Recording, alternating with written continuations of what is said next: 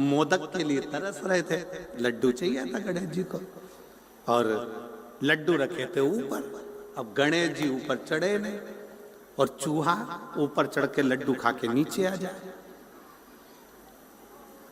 अच्छा, चूहा एबला बहुत होता है, ये हमेशा बेकार चीज नहीं खाता, कपड़े में भी देख लेगा कौन सा कपड़ा अच्छा उसी को खाएगा, क्वालिटी चीज चाहिए। हमें तो लगता है आजकल के चूहे भी अच्छी कंपनी के आ गए हैं, उन्हें भी क्वालिटी का सामान चाहिए। बेकार पड़े तो तुम देखो, एक चूहे की वो चूहा पकड़ने की होती है ना, है हाँ, पिंजरा, चूहादानी है।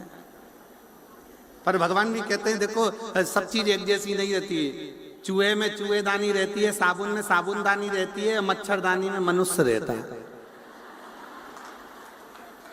मच्छरदानी में कहाँ मच्छर रहता है? तो वो चूहे की जो दानी होती है ना उसमें वो रोटी का टुकड़ा रख दे।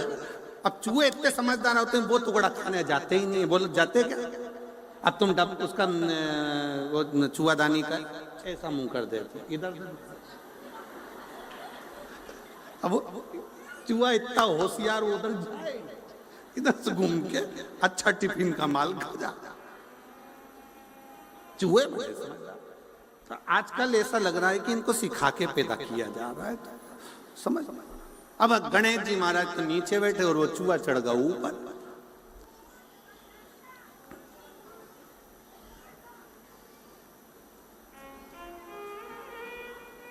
और धोती खावे कुर्ता खावे, खावे नए नए रूमाल, गणेशा मेरी कुटिया में, तेरो चूहा करत कमाल, गणेशा मेरी कुटिया।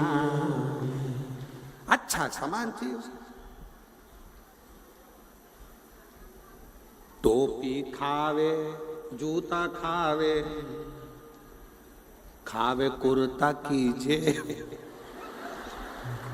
इतने समझदार है, पूरा कुर्ता छोड़ देंगे, उसकी जेब खा जाएंगे कि जैसे माल धरे नीचे सटक जा।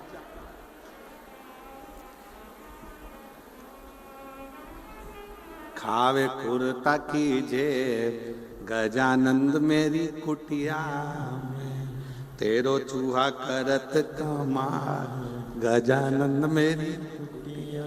अब पार्वती जी ने आवाज लगाई प्रभु भगवान शिव जी से, शंकर जी से कहा शंभु शंभु शंभु शंभु शंभु। शंकर भगवान देखे पार्वती जी को, क्या चाहिए? पार्वती जी बोली गणेश को लड्डू दे दो ऊपर से। ऊपर लड्डू रखे हैं, दे दीजिए। शंकर भगवान ने इतना बड़ा डला जो लड्डू का था उठा लिया। जरा विचार करिएगा, जो त्रिशूल डमरू संसार का वजन उठा सकता है वो लड्डू का टोकला नहीं उठा सकता। जो डला उठाया लड्डू का भड़ से फेंक दिया। पार्वती जी बोली लड्डू नहीं संभला। गणेश जी आके बोले पिताजी तुमने पूरे लड्डू जमीन पे गिरा दिया।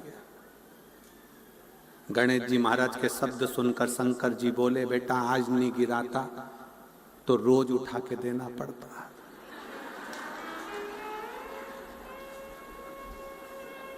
ये उसी में का हाल है। सास ने बहू से कहा, मेरी नई बहू आई है, कितनी जोरदार आई है, बेटा क्या क्या बनाना आता है?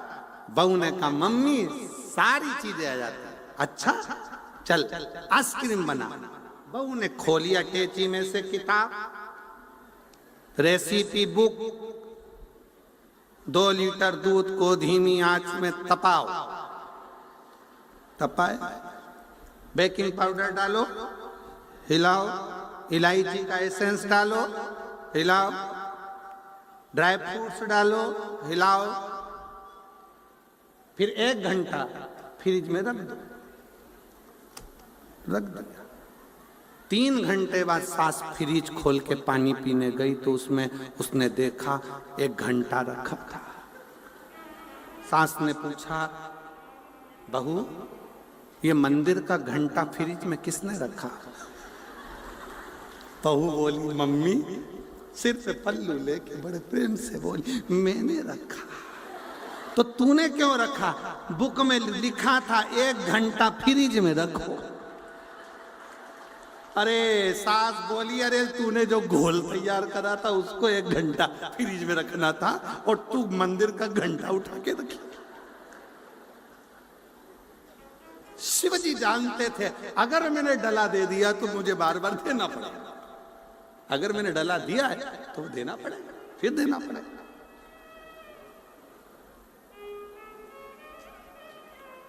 बहुएं बहुत समझदार होती, मानो सास कहते पानी भर के ला जा, मटका लेके गई, उसने सोचा पानी भर के लाऊंगी और सास को रोज पानी भरवाएगी, तो उसने क्या करा, मटके का ही मुंह बांध दिया रस्सी में, दिया कुएं के अंदर, मटका पूरा टूट गया, मुंह बाहर आ गया, सिर पे रख के चली चोमली जैसे।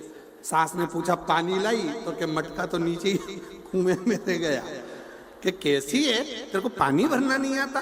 बहू ने कहा मम्मी के घर नहीं भर पाती थी। सास ने सोचा रोज 250 रुपए का नुकसान कौन झेलेगा, रहने दे मैं खुद भर लाऊं, मैं खुद भर के, कौन मुसीबत झेलेगा,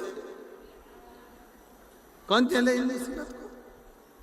शिव पुराण कर रही है, भगवान शंकर का चरित्र कर रहा है, शंकर भगवान का संवाद कर रहा है। भेजे को ठंडा रखो, मस्तिष्क को ठंडा रखो, अपने व्यवहार को श्रेष्ठ रखिए, और जिस समय आपका व्यवहार श्रेष्ठ होगा उस समय पर समझ लेना कि तुम्हारे परिवार को कोई नहीं तोड़ पाएगा, वो जुड़कर चलेगा, तो कभी बर्बाद नहीं। प्रेम।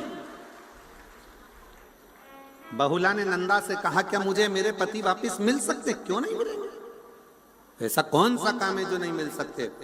शिव की आराधना, शंकर की आराधना करो, और शिव के सिवा कहीं दिल ना लगाना, शिव के सिवा कहीं दिल ना लगाना, वरना पड़ेगा तुझे आंसू बहाना, वरना पड़ेगा तुझे आंसू बहाना, शिव के सिवा कहीं दिल ना,